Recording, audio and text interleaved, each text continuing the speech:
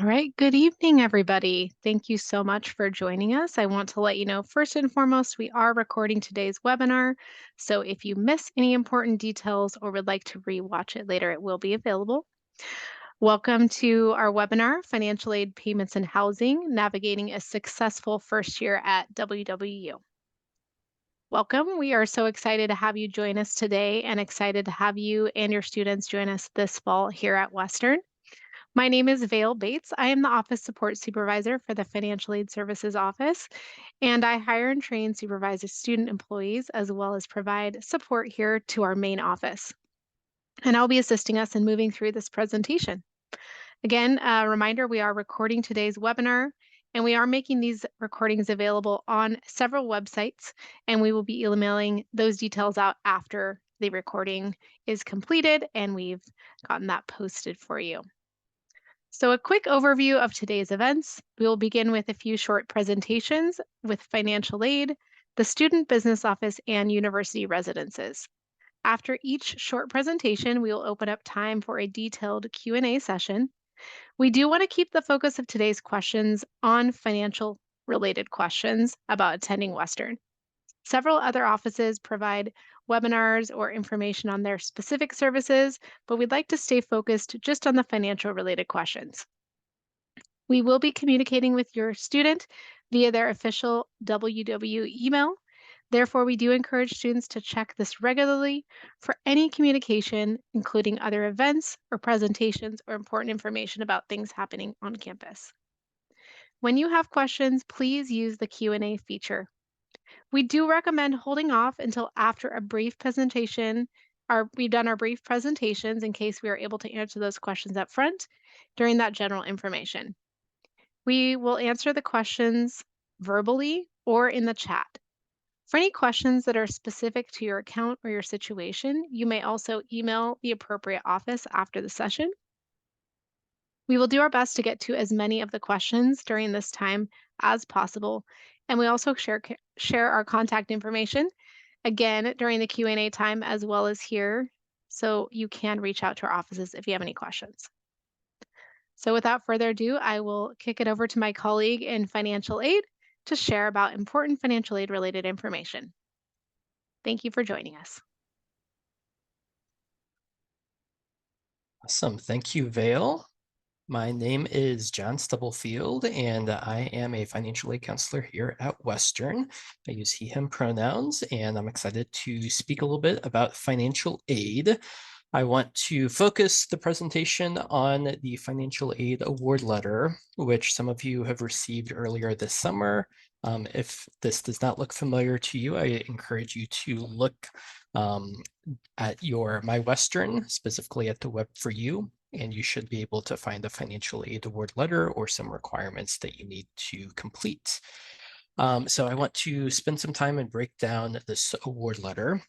This award letter is an example of an undergraduate resident, Washington State resident, in terms of their costs. So if you are coming from out of states, the tuition cost will be higher. So that's something to keep in mind. So I want to start with the cost of attendance. So basically, the cost of attendance is a budget for the year. The numbers that you see here are for the entire year. So that $9,285 in tuition and fees, that is the expected or estimated costs for fall, winter, and spring tuition combined. The actual charges are broken by quarter, which we'll talk more about later. The cost of attendance is broken into both direct costs and indirect costs. So the direct costs are things that in general you pay directly to Western and are more fixed. So examples of the direct costs include the tuition and fees, the living expenses for the folks who are living on campus, and who have a meal plan with us. And then there is a one-time enrollment fee of $300 the first time that you attend Western as well. So from this example, you see that the estimated direct costs are $25,479 for this upcoming year. The bottom section lists the estimated indirect costs, and those are the things that are more flexible and that you don't pay directly to Western. So those could be things like books and supplies, miscellaneous expenses, the cost for transportation, other personal expenses like that. We just want to make sure that you are budgeting for those costs. You need to do all of those things to be a successful student at Western. So those estimated indirect costs are $5,766, bringing the total estimated cost of attendance to $31,245. So we looked at the cost of attendance. We're going to jump to the amount of aid and the different types of aid that you could receive as well. The amount of aid that you receive is generally based off of the expected family contribution that you see in this first paragraph right here. So this expected family contribution, or EFC value, is $3,000 for this example.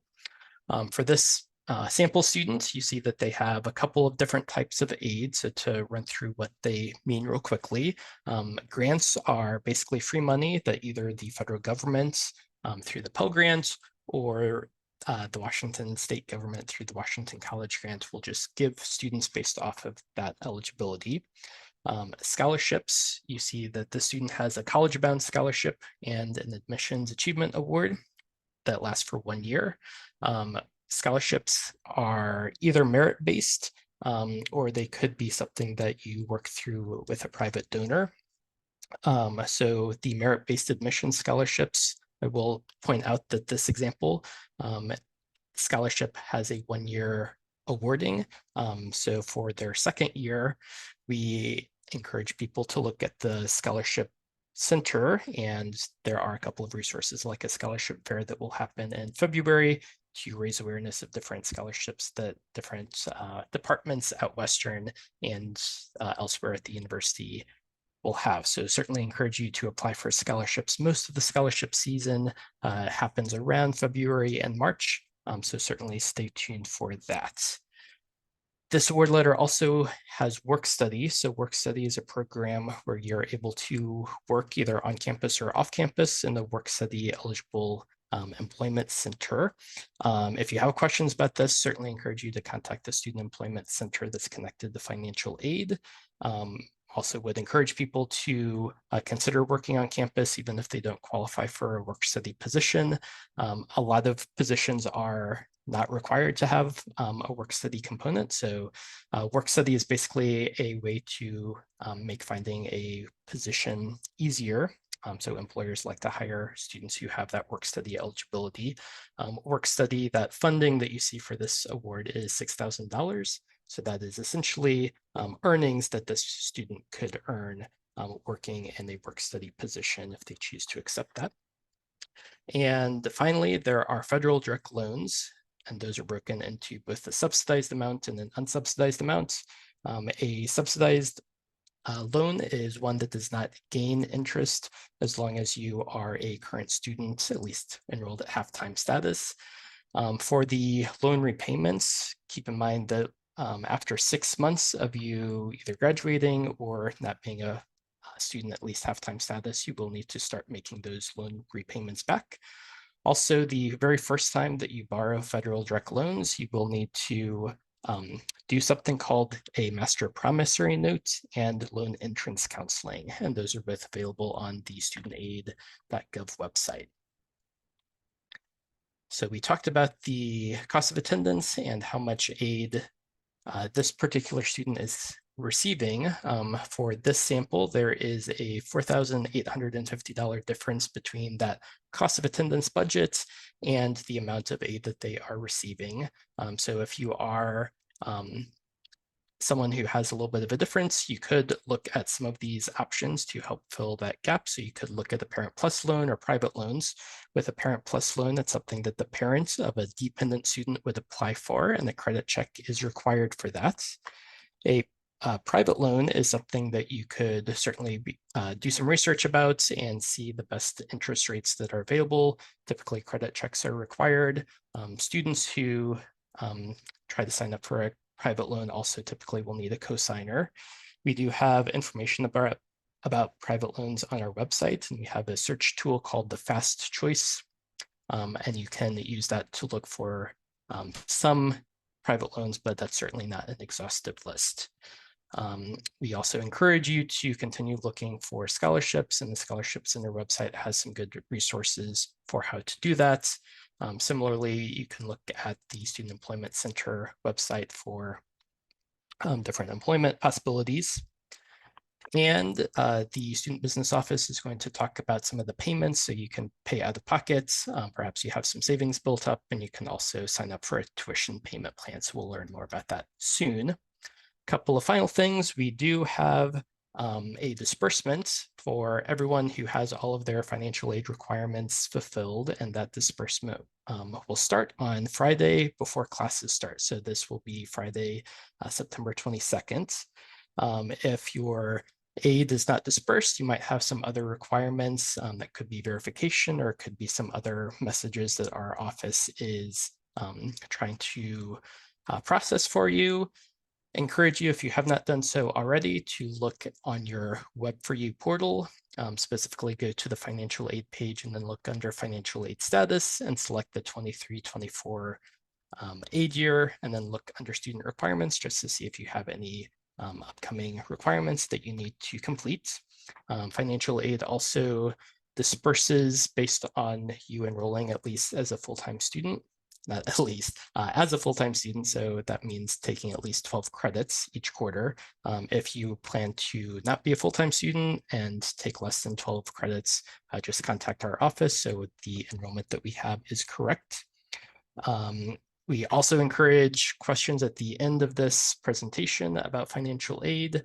And if you have questions more specific, you're welcome to contact our office and meet with a financial aid counselor, or contact one of just our front desk. And with that, I will stop sharing and pass it back to Vail.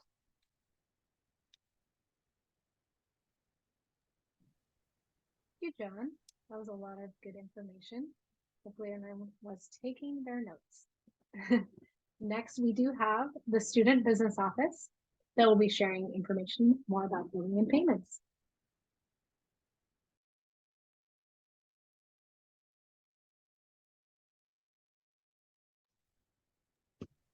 Oh, my good friend Holly, we can't hear you. I'm so sorry. That That's is okay. such a classic move, and I thought I had all my ducks in a row, but thank you very much. So my name is Holly. I'm going to be representing the Student Business Office here, and we are going to kind of talk about our office in general, and then go over when, where, and how to pay your bill. So the Student Business Office, we like to call ourselves SBO for short. We're located on the first floor of Old Main in room 110. So we're right by the Rose Garden. And we are comprised of 3 different units.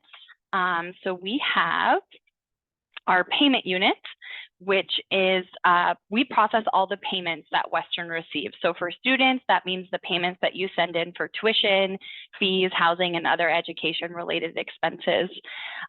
We also have our billing unit, which is responsible for the financial activity on your student account. So that would include your charges, refunds, and your year-end tax statements. And then we also have our debt recovery unit. So this unit is going to help students navigate repayment of their federal loans, as well as any former student account balances. So if you find yourself leaving Western with a balance, definitely reach out to our debt recovery unit, because they'll be able to put together some repayment solutions for you.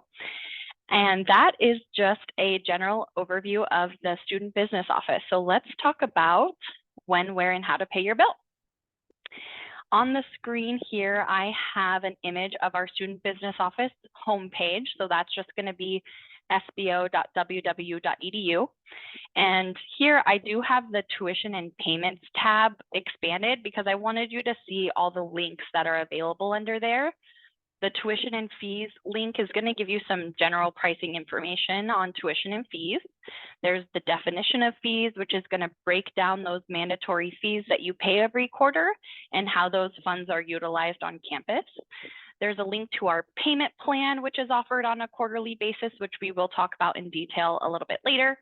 But right now, we're going to dive into all of the information that's housed under the when, where, and how to pay link. So when is tuition due? A good time frame to keep in mind that's not necessarily a specific date is that tuition and housing charges are always due on the first day of classes. So for this fall quarter 2023, that date is going to be September 27th. Now, a grace period is extended until the following 15th of the month. So for fall, that's going to be October 15th. So if your balance remains unpaid by the close of business October 15th, it is going to be subject to a $55 late fee and a 1% interest charge. And the late fee assessment process is a monthly process as well. So if balance remains unpaid November 15th, it will get another set of fees. December 15th, same thing. So really good dates to keep in mind there. And this part of our webpage, of course, is updated on an academic year basis. And we've projected out here the dates for the upcoming quarters as well. So in addition to there being established tuition due dates and late fee assessment dates, the Student Business Office does also publish a statement to your Western account online, and we send an email notifying you when that statement is available. I've highlighted in green here the email address that those emails come from, just because it's very long, and for some people it can seem spammy. So this is a legitimate email. This is where we're gonna be sending you a notification that there's been activity on your account. So if you see an email from sbo@cashnet.bender.ww.edu, please open it, because it means that there's been activity on your student account in the past 30 days. I've included here a body of what those email notifications look like. So you can see there's a bunch of helpful information. There's reminders on due dates, late fee policies, payment options, and all of that. But there's not going to be specific information about your student account. It's not going to tell you what your balance is. And that's because this is going to act more like a prompt for you to log in and access your statement. And we'll talk about where you're logging in to do all of that in just a moment. Here we have an image of what those statements are going to look like. So it's a 2-page document. We've got the first page here on the left and the second page here on the right. So if we look on the first page of the statement, in the upper right-hand corner, we're going to see the date of the statement and then the total current balance due. In the body of the statement, there's going to be an area for previous account balance. So if you have something left over from your last statement, that'll be accounted for here. And then there's going to be a detailed breakdown of all the activity that's happened in the past 30 days. So this is a July 1st statement in this example. So this is going to be all the activity from the month of June. And then again, there's a reiteration of the current balance due. So I want to just let you folks know that we're not going to be just haphazardly publishing statements every single month. It's actually only going to be published for you if there was activity in the past 30 days. So we like to do that so that you're even more aware when you get those emails that it's not just, oh, the first of the month again. It actually means that there's been activity on your account in the past 30 days. The second page of the statement is going to have a kind of echo that information that's in the body of the notification email, just a reminder of due dates, late fee policies, and payment options. So I hear you saying, okay, that's great, but where do I find the statement and where do I make a payment? So let's talk about accessing your Western account online. So we're back again to the home page of the Student Business Office website. And we've got this big, beautiful box here for make a payment. There's going to be a link for students and a link for parents. And either of these links are going to take you to an option to log into your Western account online, which is going to look like this. Students, you currently have immediate access to this portal through your Web for You. Parents, there is going to be an option for students to give you access to log in with your own username and password. So we'll talk about that process in just a second. But this is going to be the main overview page of the Western account online. Up in the upper right-hand corner is going to be your current balance. So let's say, and I'm sure this is true for most of you, that you got a statement from us on September 1st. You logged into your Western account online, you went over here to statements, you downloaded that statement and saved it. And now it's September 27th, tuition is due. So you log back in to make a payment and you see that the balance here is different than the balance on your September 1st statement. And that is likely because there has been activity on your account within the current month. So you can see that activity by going over here to the activity details page. So that's going to house all of the current activity. So that way you can reconcile any differences between your last statement and the current account balance. So that's a really good resource there. So students, if you want to have someone, a parent, another payer, to have their own login access to this portal, you'll go in and you'll go over to this My Account tab. And that'll take you to this page, which has a section for payers. So if you click on Send a Payer Invitation, you're just going to put the name and email address for anyone that you'd like to have a login. The system will send that person an email with their username and their initial password. You'll get logged in, you'll set up your new password, and then you'll have your own login. And then the great thing about that too is that you'll now receive those statement notification emails as well. Vail kind of highlighted at the beginning of the presentation that most of our correspondence by design is with students directly. So this is a really good way for someone other than the student to get some notifications when there's been activity on the account. So that is the where of when, where, and how. So let's go ahead and talk about your options for paying your bill. So this is a direct, just an image that was pulled directly from our website. If you were to go to sbo.ww.edu and click on when, where, and how to pay, you'll see all of these links that will take you to detailed information about all of these payment options. So if you have specific questions about sending Get Funds, come here, click on this link and take a look at those options. I do want to highlight under the online payment options, the e-check option. So that is going to be Western's preferred method for online payments. You're paying with an electronic check. So the same information on your check, but it's going to be way faster. It actually posts to your student's account immediately, and that's 24/7. So that's true on the weekends, 1 in the morning payment when you wake up and forgot you didn't pay tuition. It's also very secure. The portal webpage that we use is very serious, of course, about protecting the data and students' privacy. And then it's also going to be free. There is no additional processing fee for paying with an electronic check. That is not the case if you're going to pay online with a card. Whether it's a credit card or a debit card, there is a 2.85% merchant services processing fee.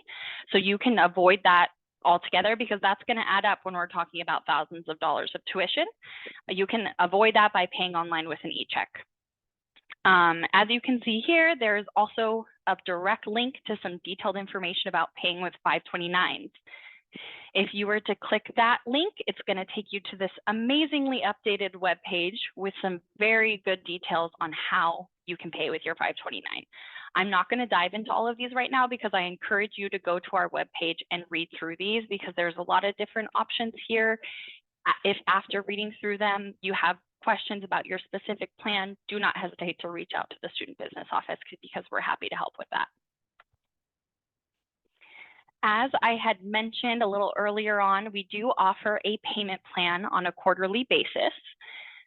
So this is going to split your balance owed into installments. So you can pay over the quarter, but not be subject to those $55 late fees, because you're locked into a plan and you've made an agreement to pay. The fall quarter payment plan is going to be open for enrollment on September 18th. It's available to enroll on the Western account online. It's going to be right on that main page. There's going to be a picture that says need to enroll in a payment plan. So really good option for budgeting that payment over the quarter. And that is really the bread and butter of when, where, and how to pay. I am just going to go over our checklist for success, which are 4 other items that the Student Business Office really encourages students to take care of just for a successful career at Western. The first item on the list here is our release of financial information form. So all of our higher education offices are subject to federal privacy regulations called FERPA. So it's very similar to HIPAA, wherein even if you pay your students tuition, if you call our office and have questions, we are not able to discuss details on the account without the student's permission. So we have an electronic form that students can access here to give that permission. So that way we can discuss the account with anyone that they say it's okay to do so. Another electronic form is going to be the authorization to apply financial aid funds. Federal financial aid has some rules and regulations about how the funds can be used, and filling out this form will just ensure that the students' funds can be applied to all of their charges and avoid any hiccups there. The payer invitation, we already discussed. That's giving someone else login access to the Western account online. I do just want to highlight the difference between the release of information form and the payer invitation. Just because you have one doesn't mean you have the other. So you might have electronic access, but we still can't discuss the account with you unless we have one of those release of information forms signed. And lastly here, I do want to highlight direct deposit. So there's a lot of different reasons, and for most students, it's going to happen at least once that you're going to have a refund owed to you by Western. An example might be you enrolled for all your classes, you paid all your tuition, but then you dropped a class and it reduced your tuition, so we need to pay you some of that money back. Alternatively, if you have a lot of financial aid and you live off campus, your aid is going to apply to your account, pay for everything it can. If there's funds left over, we're going to send those to you as a refund. So then you can use those funds to pay your rent, buy groceries, and that kind of thing. So in order for us to get those funds to you as quickly and safely as possible, we would prefer that you enrolled in direct deposit. So that is administered through our third-party refund processor, BankMobile. You may have gotten something in the mail from them. You can log into their website, which I've included here, refundselection.com. If it's your very first time logging in, you'll just click on need a code and it will walk you through the process of logging in. You can input your existing bank account information, so that way the direct deposit just goes right to your bank account.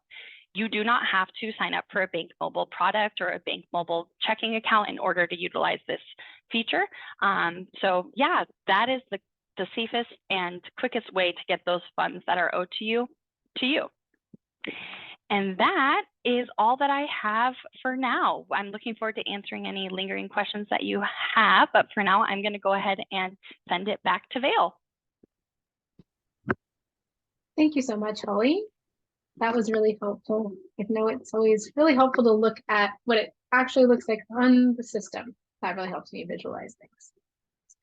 We will now move on to the university residences for a final presentation before we start our Q&A. Hello, everybody. My name is Dong Vo. I am an assistant director with Residence Life and under University Residences, and I'm joined by a colleague here. I'll let her introduce herself. Welcome, everybody. My name is Michelle Clark. I also work with University Residences as a fiscal specialist in our housing business office. Back to you, Dong. Great. So Michelle and I are here to kind of talk about the different aspects involved in housing. And so at this point, if you have already received housing and everything, you should be able to log into your housing account on our website to look up things about your housing assignment. Mainly what I'll talk about is overall where you're going to get information on our website. And then go over a few things as well that's helpful for you. And then Michelle will talk about the financial aspects too. My screen share shows our main website. There's pretty much 4 main categories that we want you to pay attention to. First off is the parents and families. That's where you're going to find certainly move-in information about how to mail letters or packages to your student. Different financial information, room rates, things like that, and different student services that we will provide in general. Future students is for people that are interested in living with us. It still has a lot of information, a lot of financial information, dining, housing, different room rates, things like that that you'll want to look into, as well as how to pick roommates and dining options. Current residents, I would still highly recommend you take a look at that page because it will show you a lot of information about what it means to live on campus. You'll find a variety of things from learning about the different communities, the room types, the staff of those communities, the tech support, the maintenance support, all kinds of information about your building that you might be living in. You might find about information on how to find a job within housing or desk amenities. I do want to talk about that our front desk provides, there's a front desk in every single community that will provide a variety of services, whether you're locked out, need to collect mail. The desks will also provide toilet paper for students free of charge, or trash bags, basic cleaning equipment, so some vacuums, things to dust with. So some of those things will be very helpful to review under the current residents and going to your community. Some of the desks have kitchen supplies, and so cookie sheets and things like that that'll help save you money and in the long term, and help you with figuring out what do you need to buy, what do you need to purchase, what do you need to bring to your residence hall. You'll also find information there about different things like our residence hall reuse program. There is a program on campus that tries to collect donated refrigerators, microwaves, toasters, kettles, all kinds of things like that, that they'll check out to students free of charge. There is a priority for students who have higher financial needs, such as Pell eligible and whatnot, but you can reach out and try to work with the program to check out things like that if you need mini fridges. That being said, I do highly recommend that your student talks to your roommates to figure out who's bringing what. You don't want to show up day one with too many fridges if you don't need it. And then we also have a tech support page. So we provide high-speed internet and Wi-Fi throughout campus and in our halls. So those are all things that are included as well. And then I mentioned some things about maintenance as well. And so you can look up maintenance information there. We have a great maintenance staff. So if anything goes wrong with your room or there's any repairs, you can file a maintenance request and we'll respond and repair what's needed to be done. The last one is the guide to housing. I do highly recommend you spend time looking through that as well. One of the things you do want to pay attention to in that guide is it gives you a list of recommendations on things to bring. In my personal experience, sometimes people will bring too much stuff right off the bat. And so that will give you kind of some things that we'd recommend that you bring initially. And then when you get here, feel it out, feel how much room you have, maybe something you can share with your roommate if you have one, and other things. What goes along with that is maybe not bring a car until you know how much you're going to be driving. Maybe you have a second job or something, or maybe you'll just take the bus system, which comes included on your Western ID. And we have a great bus system as well. In addition, before I pass it to Michelle, I do want to highlight a few things of living on campus. We do provide a whole host of different programs and resources just for living on campus. We also have 24-hour security and public safety. So we have our own university police department on campus and public safety, as well as every single night we do have staff that will do rounds to secure the building and make sure things are okay. And so I'll pass it to Michelle to talk more about the financial aspects of living on campus.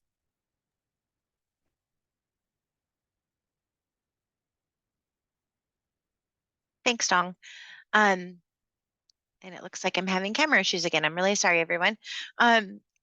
Just talking on the financial side of housing, as of right now, all of the room and board charges as of last week are on your student account. So you should see that regarding anything with your tuition charges. So those will all be in one area when you log into your My Western and go into Web4U and look at your statement. You should be able to see everything that's owing at this time. We do follow along with the Student Business Office with all their dates and deadlines. So everything is due the first day of classes. There always is that grace period date. So if you're a student or you are not able to pay by the 15th, the 16th, there are late fees and interest that are added. At that time, our department will actually send out information to housing students regarding if anything is late. Just make sure you're going in and checking your email. It's super important since that is the official way of Western contacting students is through your Western email account. Super important to get in there and make sure you're checking throughout the week if there's anything important coming in regarding anything that might be changing. I know students are inundated with Canvas and emails and everything goes to that account, but it's super important because you might miss something that's really important. Also, we have a date for decreasing a meal plan and increasing meal plans. Anybody that at this point, if you haven't chose a meal plan, you were defaulted into a 125 meal plan with university. So if you need to go in and change your meal plan to something different that you would like, we carry the 80 meal plan, the 100, the 125, and the unlimited. If something needs to be changed, just make sure you're going into your housing portal and going into meal manager, and you can go in and decrease that meal plan up until October 6th. And then that is shut off for the quarter. So you can always increase your meal plan throughout the quarter in case you're needing more meals. And then if you do need to do that the following quarter, just make sure you're doing that before the quarter starts, and we'll make sure we help you if you have any questions. As Dong has our slide up here for information, you can email housing@wwu.edu or give us a call at that phone number, and we'd be more than happy to help you with that if you have any questions or concerns. We also do follow along with the Student Business Office regarding FERPA. So if we do have any parent that does call our office, if your student hasn't gone through the checklist for success for the Student Business Office and done the e-sign forms and added your parent to be able to talk on your behalf, we have to politely let your parent know that we're not able to help them. So it's very important for your student to go in and make sure those things are finished and filled out and sent by an e-sign form. We also have different tiered billings for rooms. So anything that you do, say throughout the quarter, if you decide to move resident halls, it could change your billing throughout the quarter. So make sure if you are going in and changing anything regarding your meal plan or your room, you're making sure you're checking your student account within a few business days to make sure how that's impacting your student account. So if you're getting a refund, that's great if there's a change that way. But if you do incur more charges, you need to make sure you're following through with paying those by the dates and deadlines so you don't incur those late fees and interest that could apply. And I think that's all I have, Dong. Give that back to you. Thank you, everyone. Great. I would just like to highlight again our email at the very bottom, housing@wwu.edu, or our phone number, 360-650-6565. You can call during normal business hours. If you have a question about your account, we're happy to help you or look into whatever questions that you may have. I will pass it back to the main host. Thank you, Dawn and Michelle. That's great information. So I know there's already been some questions answered in the chat, but we are now officially moving on to our Q&A session. So feel free to use the Q&A feature and we will answer those questions to the group out loud, or maybe just in the chat to you specifically as is applicable. So if you've already asked a question, please look in the Q&A to see if you've received a response, and we will start with our questions. Okay, I'm going to take over for the questions. And the first one, and this was an earlier one, so I want to make sure and get this out there. This is probably a question for the financial aid department. So can you apply for financial aid if you are paying through the Washington State GET program. So I think, yeah, that question to John really asking about financial aid and how that might work with GET. Yeah, good question. And the short answer is yes. So if you are paying with a 529 plan or a GET plan, we certainly encourage you to also fill out the FAFSA or the WASFA and apply for financial aid. It is not too late. The FAFSA is available at studentaid.gov, and you can still fill out an application if you have not done so yet. You could be eligible for some aid that you would not be otherwise receiving, and you would not have to rely on only the GET payment. So encourage you to do so. Thank you. Okay, so I think that I'm going to assume this to the business office because it really has a little bit of requests related to the payment plan. But if financial aid isn't applied until after the 18th, which is when the installment plan opens for enrollment, should I wait to enroll in the payment plan until the financial aid is applied? So I think that there's some confusion from families about how that sort of works together when you do have financial aid coming in. Yeah, that is a great question. And I'll kind of answer it in two ways, because you can definitely wait until after the disbursement of financial aid because you'll have plenty of time still. As of right now, the enrollment for the payment plan that splits your balance into 3 installments is open for enrollment until October 4th. So because financial aid is dispersing that Friday before classes start, September 22nd, you can wait for that to happen and still have plenty of time to enroll in the plan. Just as an additional FYI, if you were to enroll in the plan, your first installment is due at the time of enrollment. So if you enrolled on the 18th and you paid a third of your bill, and then all your financial aid came in, it would reduce the balance of your next 2 payments automatically. So it really works either way, but you are welcome to wait until after the 22nd because you still have plenty of time to enroll. Thank you. And I think that, I'd like to reiterate, because this does come up in all of our other webinar sessions, this has come up sort of that time frame, and maybe you can sort of, once again, like reiterate the financial aid payment, how that applies. And I think there's a lot of concern that I've seen on some of the chats about the turnaround, and that financial aid isn't paying until that weekend, but then tuition is due on the first day of classes. So could you just kind of go over that a little bit, business office, just to make sure people have a good sense of how that time frame is? Yeah, so that is a lot of the reason why we really recommend all those online payment options, because it is a relatively quick turnaround from when that financial aid disperses versus when your payment is due. But keep in mind, you have that grace period. So the balance is not going to be subject to fees until October 15th. So really, that is almost a month of time from when your financial aid disperses to when your payment would be subject to a fee. Another thing to keep in mind, because I feel like it's on topic and I thought I saw a question about it.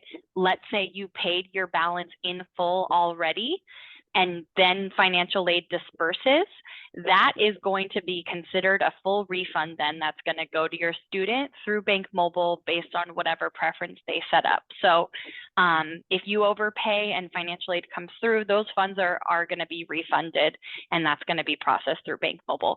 There is a quick turnaround from the 22nd to the 27th, but you do have a grace period, and all of our electronic payment options are going to be instant, so that'll apply to the account immediately. Perfect, thank you. And as someone who works in our scholarship office on campus, we see that question come up a bit because, and I think there is sort of a question too, often it might be a private outside scholarship that somebody is waiting for. So it is really good to know that if the account balance is taken care of, and if it's not, that there is a grace period for those dollars to come through, and if the account balance is paid in full, then those excess funds that come in a little bit later would be refunded back to the student. So I think exactly. Yeah, thank you so much for that. Yeah, thank you. And then I'm going to go back to sort of our housing folks. There's a question about meal plans, and I know you talked a little bit about the sort of meal manager, but maybe we could chat a little bit more. It says, when do we see what meal payment we chose? My student can't recall what she signed up for and doesn't even know where to check. So you can go into your housing portal and go in and check on the meal plan that you've selected. If you do have questions regarding anything further or need help with changing that plan or having hard time accessing that, just give us a call tomorrow. Our number is up on the screen at the 360-650-6565, or email us at the housing@wwu.edu, and we can do a little more customer service and do that, make sure we follow through with everything for you if you'd like. Thank you. There is a question on here. I'm going to just verbally, because we've said it, financial aid applied to student accounts such as scholarships. In general, everything that is ready to go by that Friday before classes starts will disperse. In the case of scholarships, though, sometimes we are waiting for monies to come in. And so if you have a private outside scholarship that's not yet sent to the school, it does take between 2 to 3 weeks to process once the funds are received at Western. So I wanted to clarify, most funds are ready to go. Financial aid, every scholarships I'll pay prior to the start of the quarter, but private outside scholarships may be sort of that exception that comes in a little bit later. And then I have got a question for, I think, the business office. This question is the direct deposit also used to make student payments to Western? So I would like somebody to maybe clarify that, a question and answer for that. Yeah, so the direct deposit is, you're enrolling in that through BankMobile just for Western to send the refunds to your student. For a payment, you can use your bank account information on the Western account online with the e-check feature that we discussed. So that would kind of be considered like a direct deposit, because it would be pulling funds directly from your bank account, and you'll just use your bank account number and your bank routing number. But that goes through the Western account online portal, and it doesn't go through BankMobile at all. So BankMobile is just going to be a third party that helps us process money that we are sending back to you or your student. Perfect, thank you. Okay, so I think I'm going to go with back to our housing colleagues. Are there any fines for leaving the dorms if my student chooses to live off campus after maybe the first quarter or second quarter? Yes, we actually have breakage fees by day. So that's navigated through our housing website. So again, if you're anticipating moving off at a certain point during the quarter, you can call our phone number and we can definitely walk through what that is and what it'll look like regarding getting money back for the remaining days left in the quarter for your meal plan and for housing. And we always will give you your deposit back, but you may be billed for additional charges, which could be like damage charges in your room. But definitely for cancellation, we do have a housing contract breakage fee, and that is done by day. And we also have intercession fees that we charge if you stay through intercession and leave. So you'll end up incurring your daily room rate as an intercession rate if you stay with us between quarters, definitely through winter and going into spring, from fall to winter and then winter into spring. So again, if you do have any of those questions, just please give us a call and we'd be more than happy to walk through step by step with you. That way you don't have anything that's surprising when you get that on your bill. And that way you'll be able to make a clean break or get that refund back. We do partner really well with the student business office regarding refunds, so we can get you in contact with them if it's initiating a refund or setting up a refund preference. So at that point, just please give us a call and we'd be more than happy to help. Thank you. Okay, business office, you're getting hit a little bit tonight here. Can you pay for future terms ahead of time? So if you wanted to pay for the full year right now. Yes, so on the Western account online payment portal, usually when you go in to make a payment, you would click on the option that says paid towards current account balance. So around that option, there's going to be options for make a deposit for winter or make a deposit for spring. So you can pay however much you'd like toward those future quarters. And then usually about a week or so before the quarter start, our office releases those deposits onto student accounts. So you are absolutely welcome to pay for future quarters that way. Great, thank you.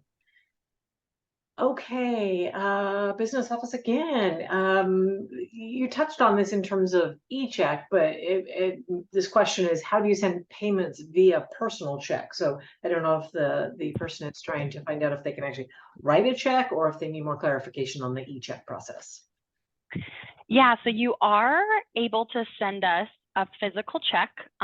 We usually try to discourage that when possible, just because relying on the mail can be a little bit less reliable and a little bit less secure. But on our Student Business Office website is under the when, where, and how to pay, there is a link for physical check. So it will give you the specific address to mail your check to.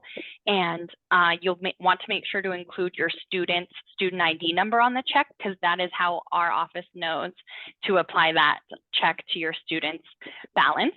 If you need assistance, we can absolutely walk you through paying online with your check. And you can do that without having your own login. There's an option to pay as a guest. So you would just need your student's W number and last name. And then you could pay electronically with a check that way. So give our office a call. We are here. Our hours are posted. Are our hours posted? No, 8 a.m. to 4:30 on Monday through Friday. So we are happy to walk you through that process if you need any clarification there. And you can mail us a check as well, and we can go over that by phone also. Okay. And then I don't know, maybe you might have your screens available, but where is the document or form to give someone else access to discuss the payments and charges? I know, I think you showed that before. Yes. So it's going to be right on the homepage of our website. So on the sbo.ww.edu, if you scroll down, there's going to be the checklist for success. And the first one on there is a link to the release of financial information form.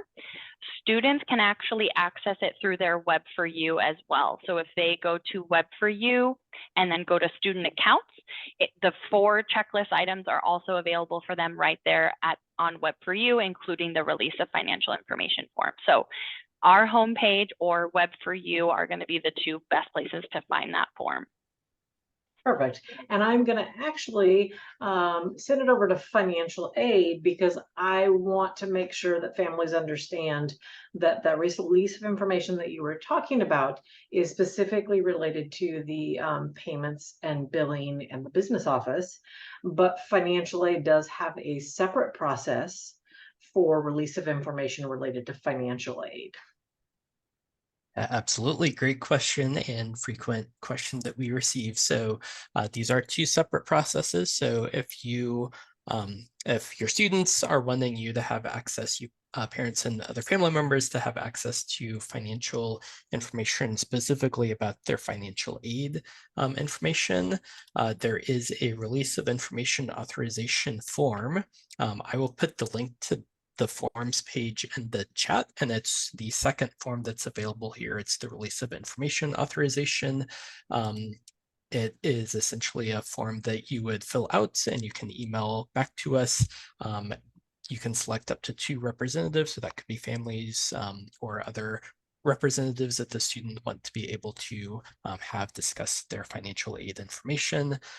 There is a password required that you get to determine. So please make sure that you remember whatever password that you are setting up, so that when you call the financial aid office, you're able to access your student's account.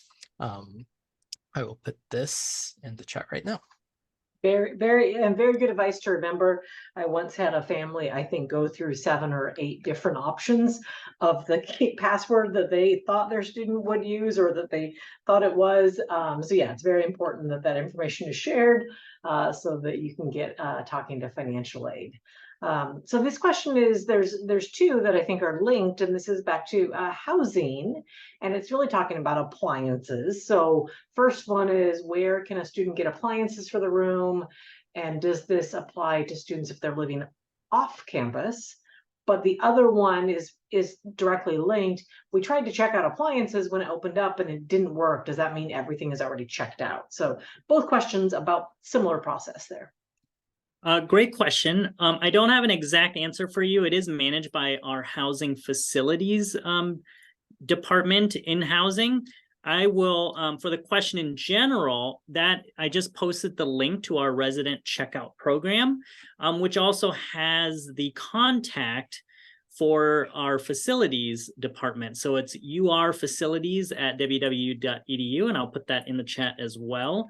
So you can email that to have specific questions about, hey, like, are there still mini fridges available? Are there microwaves available? If that is not, if you're not getting like a response within a couple day or two of business days, go ahead and call the main housing office and we'll just connect you to our facilities. And you can also email myself or Michelle directly if you are having any issues, but it is managed by our facilities office. So it could mean that they are out on some items, but you're welcome to email them to ask if there's still anything left. I do know they prioritize a little bit based on financial need. And so just keep that in mind, that maybe there isn't any available for the general population, but because they're trying to prioritize based on financial need. Thank you, Dawn. Okay, so this would be, I think, business office. I just received some money from a family member that I would like to apply towards my tuition balance before the Parent Plus loan. So it looks like this family is taking out the parent loan. What is the best way to go about making that extra payment before the Plus loan? Yeah, so the loan is going to disperse to the student's account on that day that financial aid disperses, which is September 22nd. So if you have funds available now and you'd like to make a payment, you have plenty of time. The balances are going to be there and up to date. So you have between now and the 22nd to make a payment before any financial aid is applied to a student's account. Thank you. Okay. And I believe business office was the one that sort of brought up FERPA. So my student asked me to pay online. Is that the same thing as FERPA? So could you maybe go with FERPA a little bit more? Yeah, so that is not the same thing. And that's a really good question that we do run into a lot. If you have online access to the payment portal, that's awesome. But there's that release of financial information form that your student still needs to fill out in order for us to be able to talk to you about the account. So if all you need is the electronic access to view charges and make payments, then you've got what you need. But if you ever need to call our office or send us an email with questions and saying like, hey, what's this charge on my student's account? Just having the electronic access wouldn't let us have that conversation with you. You'd have to have your student complete the release of financial information form as well. Perfect, thank you. Okay, housing. I'm now confused, and I think this was related to the potential charges for in between quarters and stuff. So do we get charged between quarters for the dorms? My student is not planning on staying on campus, but they don't want to move out and move back in to avoid having charges. So I think they want a little bit clarification about when a student might be charged for intersession or in between quarters for housing. Sure. Sorry for the confusion. So if you are planning on staying through the whole entire academic year, intersession, there is no additional fees. You're charged by quarter. So you'll be charged for fall, winter, and spring. The only time intersession fees are going to apply to you is if you move out of our resident hall. So if you move out of the resident hall and say you were there through fall quarter and you stayed a week past fall quarter, and then you chose to move into an off-campus housing situation, then you would be charged for the intersession of that week to your student account. You would have already have paid for fall quarter, so that would just be additional charge once you check out and gets updated into your account. If you kind of have further questions regarding like moving out mid-quarter or what that might look like, or if you need to like take a quarter off and you're coming back to housing, just make sure you're just emailing us at thehousing@ww.edu, and we'll make sure we answer all those questions specifically, so that way you have a bigger picture of what that might look like, or you can call the number that's listed on our screen also for housing it. We would be happy to go over that if you have some kind of scenarios that you want to run past us. Perfect. Thank you so much for the clarification, Michelle. Mhm. Okay, so there is a question about WUI. I'm gonna tackle that one because again, I work in scholarships, but this particular one says, I've heard WUI participants may be charged a full tuition rate and then reimburse the WUI discount. So in a sense, yes, WUI is a scholarship for non-residents. What it does is brings the net price down to 1.5 times in-state tuition. What that is done, or how it's done, is via much like a scholarship. And so what happens is, yes, a student is charged the full non-resident tuition rate, and then we apply the WUI scholarship, just like any other award or scholarship, to reduce the tuition bill. So that happens again, like all the other financial aid scholarships. If everything is set up and ready to go, we do have that taken care of the Friday before classes. The great thing about that early disbursement of financial aid before classes start is that it's a really great opportunity for students and families to be checking the account balance over the weekend, because we found in financial aid sometimes that there are reasons why something did not disperse, and so this buys us a little bit of time to check that account balance and ensure that the payments that were expected to apply are done. But yes, WUI is seen as a scholarship and will show up as a payment on the student account under WUI scholarship. So I just want to clarify that. Business office, do you have to enroll in the monthly payment plan every quarter? Yes, you do. That is a really good question. The payment plan, it kind of goes off of when you're charged tuition, right? So students' tuition is not going to hit their accounts until they've registered for a new quarter. So the charges for the full academic year aren't going to be available because they're dependent on tuition. So that enrollment in the plan is also not going to be available for the full year. So you are going to have to opt into that on a quarterly basis. Perfect. Meal plans. So housing colleagues here. For meal plans, how are the breaks between quarters handled? For example, for the December break, for meals, is it charged against the fall meal plan, which would have already been charged months before that? So that's a great question. Yeah, meals in between breaks are responsibilities of our students. If they're going to be staying in between breaks, our dining services will cut off at a certain point when the quarter, it's usually lunch on the last day of the quarter for fall quarter, and then it'll resume normally the Sunday before the following quarter starts for dinner. So in between, it's actually making sure that if your student has to stay in our residential hall, that they would have to make sure they're ordering the food they need or going out to get the food they need. We do have some limited access to cafes and things that will be open. So to get like a bigger picture of that, I will make sure I put the dining website. We do have a new dining partner with us this year.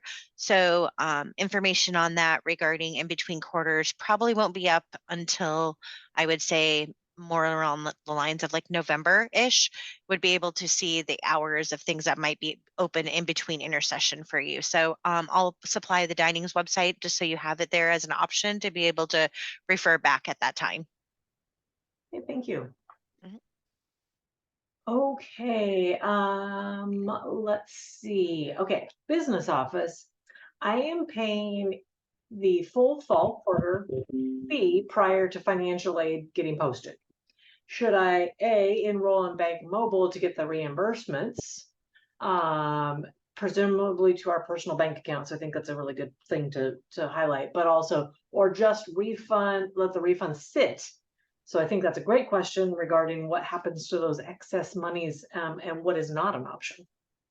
Yes, yes, and that was very well said, Dina, because we are not actually able to let those types of funds just sit on a student account. If there is an excess fund, it has to be processed out as a refund. So definitely a good idea to set yourself up with Bank Mobile, input your personal banking account information there. So in that instance, we can process those funds to you, to your personal bank account, because we're not allowed to let them sit in the account and like apply towards a future balance or anything. Great clarification. When will housing be updated? I'm currently living with an RA and told it was temporary. Any idea when these changes might take place? That's a great question. I do want to acknowledge that that can be a really stressful situation when you're not sure of what your permanent housing will be. That being said, RAs are great student leaders. They're very knowledgeable. Their job is to help and build community. So that's a great roommate to kind of start out with, and especially transitioning to college if you haven't been before. There isn't an exact timeline. What I can tell you is it could happen at any point. It could happen tonight. It could happen tomorrow. It could happen the day you check in. It could happen some point in the quarter. A few factors play a role in that determination and how fast. First of which is we don't want to be hasty. We don't want to assign your student or you to somebody that might not be a great match. So if you don't want a smoking roommate and there's only vacancies for smoking roommates, we're not likely going to assign you to that. So we don't want to be too hasty in that as well. And so we don't want to just jump the gun there. The other thing is it's based on your room type that you're requesting. We don't want to assign you to a room type that you wouldn't be able to afford or not requesting. And so it's dependent on a number of things like that. So it really can happen at any point in time, depending on when a spot becomes available. But we prioritize those temporary roommates as our top priority, because we want you to get settled in and have a sense of place and permanence here. So, yeah. Thank you, Dawn. Okay, on my statement, so this is an SBO question, there is a future charge item for the math placement test. Can you explain it? Because it's been on a couple different statements now. Yes, so a lot of times those charges will show up on student accounts because students are taking those tests pretty early before registration. So sometimes in August and that kind of thing. So the testing center has coded those charges to show as a date of the first day of classes, September 27th. So it's showing as a future date just because they wanted it to not impact students' accounts immediately upon taking that test. So it is going to be due at the same time as the rest of your charges, your tuition charges, and your housing charges and all of that. But right now, it's showing as a future charge just because of the way the testing center has kind of had that charge show up on your account. I hope that's helpful. You're probably not going to see that again. That's kind of a unique situation, but it will be due on the first day of classes with everything else. Great. Well, and that's exactly what this is for, those to answer some of those kind of questions that you just really don't know the answer to. So I'm glad you're able to clarify that. And once again, the Student Business Office, you guys are on fire tonight. But the question is, will a GET payment be able to pay for tuition by the 27th, knowing that I wouldn't be, or you cannot request a payment until the 22nd after financial aid is dispersed? So will that actually be in time? Could it actually be done in that short a turnaround? So we advise for GET payments, you need to give yourself 14 days. You need to expect 14 days is going to be how long it's going to take a GET payment to get to us. So luckily, that's why we have that grace period, because there's a little bit of a buffer there. You are welcome to request those funds sooner. And then if your financial aid applies to your student's account and there's an excess, it'll get sent out as a refund. But if you do want to wait until the 22nd, the 14-day time frame does give you time before the late fee date. Your payment's definitely not gonna get here on the 27th, but there's a good chance that, I mean, with that time frame that we anticipate with Get Funds, of course, there's always extenuating circumstances that could happen, but in a perfect world, it'll get here at least before the tuition is considered late and subject to late fees. Okay. And we have talked a little bit about the 15th, which fall quarter provides a very large amount of time. I guess I would like to make sure that we clarify the late payment date for each quarter is the 15th. And so sometime like January for winter quarter, it's a different circumstance for that time frame. So could you just go kind of through that idea of winter quarter, perhaps, in that same scenario? Yeah, so there is going to be a much quicker turnaround for winter quarter, which is why our office works really hard to make sure to publish statements in a timely manner. So that way, when it comes to Get Funds, unfortunately, we have to work within those timeframes because it's really coming from Get. So that 14-day timeframe is what you want to keep in mind for making those payments. So for winter, if it's going to make you feel better to pay the balance in full with Get and then have the financial aid disbursing get sent as a refund, that's great. You might also have a better idea of what the financial aid disbursement is going to look like because it's going to be your student second quarter. So you can kind of take those figures into account as well. But 14 days is the turnaround time for a Get payment, and it is your student's responsibility still to make sure that that account is paid on time. Perfect, thank you. And I think that's just a really important piece too. I think that those of us that have worked in financial aid, it is something, since those payments don't post until right before classes, we encourage students could look at their financial aid award and look at the amount that is anticipated for winter quarter. So there's some ways that you can do some good estimates there. But yes, the late payment date is the 15th. So that would be, winter quarter would be January 15th. And then spring would be, I believe, April 15th. Terms of the drop date for late fees. Thank you. I just wanted to make sure that we knew that while tuition is due on the first day of each of those quarters. Let's see. We have looks like we are just kind of continuing with the business office. How do we know what is remaining if we don't see what is dispersed until the 22nd? So I think that's some of that challenge of how to calculate this. Yeah, so Dina, I guess kind of going off of what you had just said, it sounds like folks would have access to their package at this point, their financial aid package, so they could get an idea of maybe what their remaining balance is going to be after their financial aid disbursement. Otherwise, the Western account online is going to be updated and reflecting that current balance once financial aid disperses. So once that disbursement happens on the 22nd, your online portal is going to be updated with that information and show you your current account balance after the disbursement. Great. And I like that we give families a few different options to come up with ways to view that and figure that out. And then, Dina, can I provide a little insight as well that might be helpful when trying to calculate things? For students that are receiving financial aid, there is actually a tab in the Web4U student portal called the award payment schedule. And so that actually shows the anticipated disbursement date of financial aid, as well as if a student is utilizing loans, it shows the amount of loan that will be dispersed after the origination fee is calculated, since federal loans have a fee that's going to be deducted from the amount that's dispersed. So you can actually see the total amount. It's only going to show the amount that you've accepted. So if you have loans that are still, you haven't made a decision about them, it's not going to include those, but that's a really helpful way of figuring out exactly the amount that's going to be applied to your account.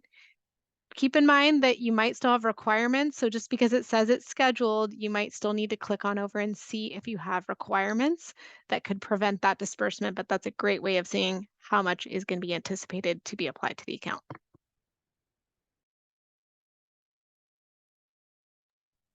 Thank you. I think that we are getting close. It looks like there's one question that's perhaps being typed as an answer. And we've kind of gone over sort of that date time frame.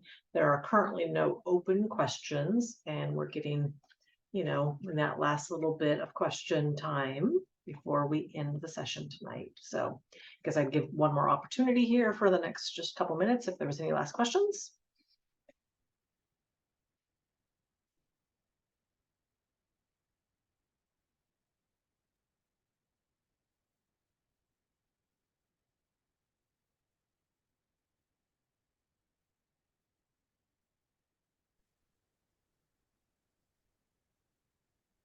Dina, I wanted to check in with Dong. I'm not sure if we answered, and I may have missed it, the question regarding moving in what form of ID is valid upon checking in to get your keys. Dong, did we answer that?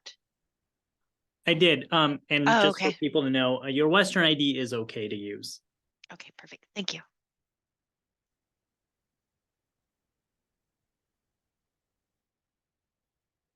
And Dina, I'll give a quick FYI because this is a question we get a lot in financial aid. People sometimes think that you have to be a full-time student enrolled in at least 12 or more credits to receive financial aid. If you have questions about that more specifically, we welcome you to contact our office, but you are able to get different types of financial aid as either a 3/4 time student or a half-time student as well. So don't think you're limited. We encourage usually people to be full-time just because that leads to the quickest way to persist and complete your degree, but we know that that's not always realistic for everyone. Great, thank you, John. Well, I think we have answered all of the questions for tonight. So I think Awesome. Vale, I'm going to pass that back to you. Yeah, awesome. Thank you so much, Dina. And thank you to all of our wonderful presenters. It's a lot of information to digest, absolutely. So feel free, as I mentioned, to access one of our previous recording that's available on the Student Business Office website, or check any of our websites for checklists and frequently asked questions. There's a lot of frequently asked questions this time of year. So thank you again to all of our presenters, and we appreciate you joining us. Like I said, that recording will be made available, but you can also listen to one of our previous recordings, and feel free to reach out to any of our offices with any questions. And we really look forward to seeing you and your students this fall, and have a wonderful evening. Thank you so much. Thank you, Vale.